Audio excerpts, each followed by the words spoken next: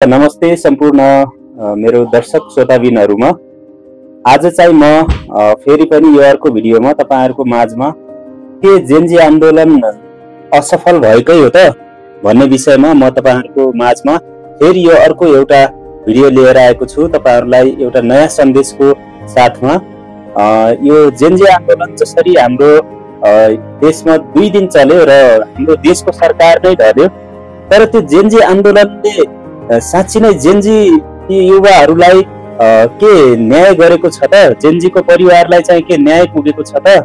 र जेनजीले चाहे जस्तो के आज भइरहेको छ त भन्ने विषयमा आज म तपाईहरुलाई एउटा महत्त्वपूर्ण कुराहरू बताउन गइरहेको छु। जसरी सुदन गुरुङले जेनजीको प्रतिनिधित्वको भूमिका म हो भन्ने, तर त्यो भएका गलत कुराहरूको र जेनजीका जुन घाइते परिवारहरू हुनुहुन्छ, जुन चाहिँ मृतक परिवारहरू हुनुहुन्छ, उहाँहरूको बीचमा चाहिँ आफूले लिनुपर्ने जिम्मा चाहिँ उहाँले जुन दिनु भएको छैन, त्यो विषयमा चाहिँ हामी आज विशेष तपाईहरुको बीचमा कुरा गर्नेछौँ। र साथसाथै जेनजी आन्दोलन असफल हुनुको कारण चाहिँ के हो र साँच्चै नै जेनजीले न्याय नपाएर जेनजीको नाउँमा चाहिँ अरू मानिसहरूले चाहिँ जेनजी आन्दोलनलाई चाहिँ अर्कै फरक रूपले अथवा जेनजी आन्दोलनलाई चाहिँ जेनजी आन्दोलन कसरी हाइज्याक भयो त भन्ने कुरा गर्न चाहन्छु र तपाईहरुलाई यो सन्देश दिन चाहन्छु।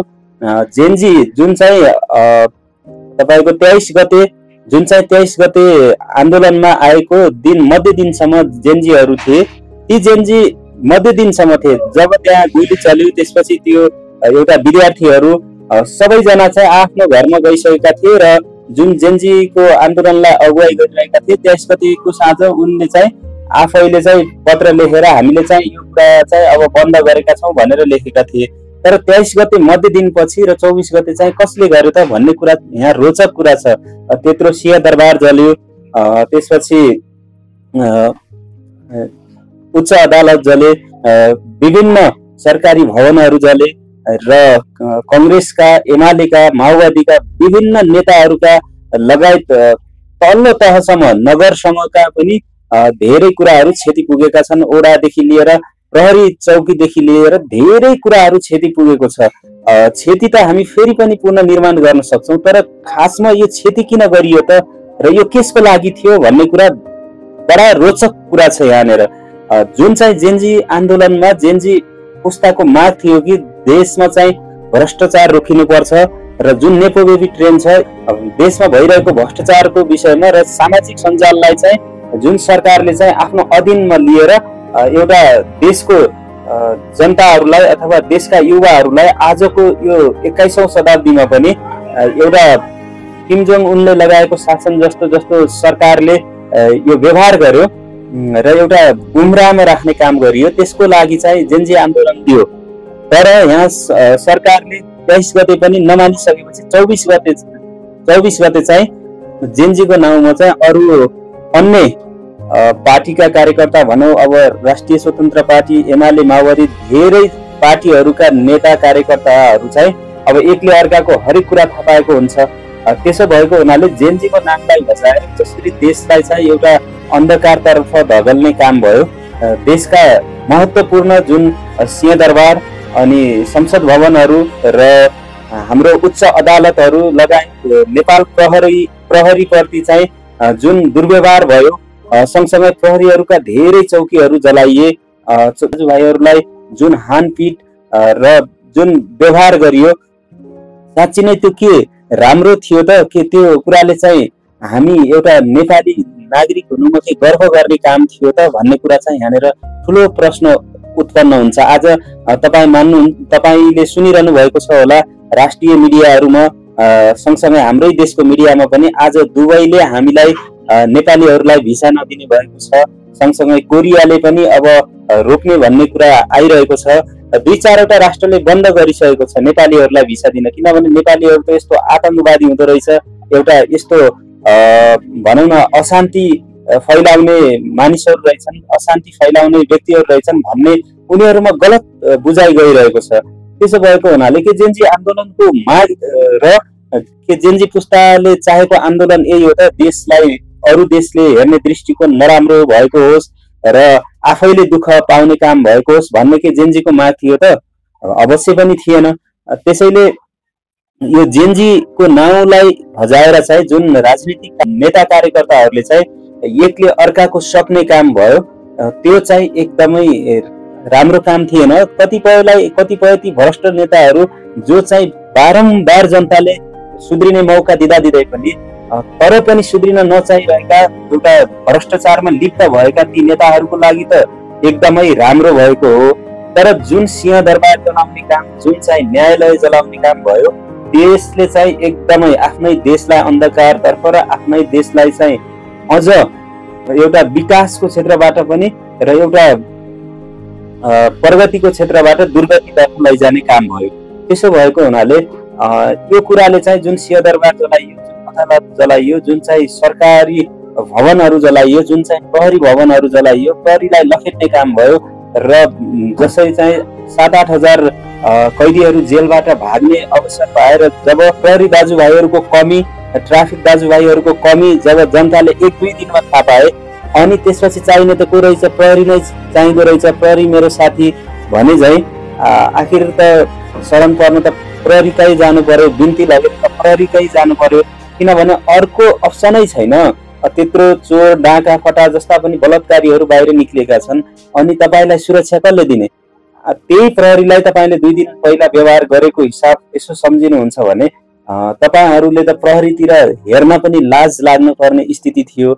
कतिपय यहाँ चाहिँ देखिएका कुरा चाहिँ जसले चाहिँ प्रहरी लखेटेका थिए तिनीहरू चाहिँ पछि गुहार माग्न गएका पनि 1-2 जना व्यक्तिहरूलाई हामीले देखेका छौँ। त्यसो भएको हुनाले प्रहरीप्रति गरिएको त्यो व्यवहार र देशको संरचनाप्रति त्यो तोडफोडदेखि आगजनी गरिएको कुरा, देशमा भएका पुराना संरचनाहरू र नयाँ संरचनाहरू बनेका एउटा विकासतर्फ गइरहेका ती संरचनाहरूलाई भत्काएर जलाएर एउटा ध्वस्त बनाउने काम गराइयो, जुन देशलाई अझै गरिब र अझै देशलाई चाहिँ आर्थिक रूपले एकदम भार थपिँदै जाने र विकासबाट टाढा राखेर एउटा चाहिँ जुन देशलाई चाहिँ एउटा अन्धकारतर्फ धकेलिने काम भयो। अनि साथसाथै तपाईँको गोदावरीमा ठुलो यत्रो छेउछाउमा रहेको सबैभन्दा ठुलो हल थियो, 2-3 हजार व्यक्तिहरू अटाउने गर्दथे, जहाँ चाहिँ अस्ति भर्खरै मात्रै एमालेको त्यहाँनिर चाहिँ अधिवेशन भएको थियो। अहिले चाहिँ त्यो हल पनि आगलागी भएर तोडफोड भएर पूर्ण रूपले त्यो ध्वस्त भइसकेको छ। त्यसैले 2 अर्ब जस्तो लगानीमा बनेको त्यो भवन तपाईँको क्षणभरमा ध्वस्त भयो। अनि त्यसले कसलाई फाइदा पुर्यायो त? पुर्यायो होला त केवल कार्यकर्ताहरूलाई पुर्यायो होला। एमालेको कार्यकर्ताले जलाएको हो भने काङ्ग्रेसहरूलाई खाइस भन्ने, अथवा भने माओवादीकोले भने एमालेकोलाई त्यसरी भयो होला। उनीहरूको पार्टीगत हिसाबले भएको भए, तर देशलाई सोचेर हेर्ने र आफ्नो समाजलाई सोचेर हेर्ने हो भने ती प्रहरी भवनहरू जलाउनु, ती तोडफोड गर्नु, प्रहरीहरूलाई लखेट्नु र त्यो सनराइज हल जस्ता ठुल्ठुला हलहरू फोड्नु, नगरपालिका तोडफोड गर्नु, सिंहदरबारमा आगजनी गरेर तोडफोड गर्नु र उच्च अदालत जस्तो, न्यायालय जस्तो पवित्र त्यो घरलाई चाहिँ आगलागी लगाउनु एकदम 100% गलत थियो। यो जेनजीले गरेको होइन। चाहिँ यो जेनजीको नाउँमा चाहिँ त्यो जेनजीको बाहिरबाट भेडाको खोल ओरेर भित्र चाहिँ बाँसोहरू देखिए झै यो चाहिँ जेनजीको नाउँमा चाहिँ पार्टीका कार्यकर्ता झोले र एक अर्कामा दुश्मनी या त एक अर्कामा तिक्तता राखेका व्यक्तिहरूले गरिएको यो काम होस्। यो चाहिँ ग्रेन्ड डिजाइनमा गरिएको कुराहरू हो। त्यसो भएका हुनाले आज मेन जेनजीहरू हुनुहुन्थ्यो, उहाँ जेनजीहरूले चाहेको जस्तो आज सरकार पनि बनेको छैन, जेनजीहरूले चाहेको जस्ता माग पनि पुरा भएका छैनन्।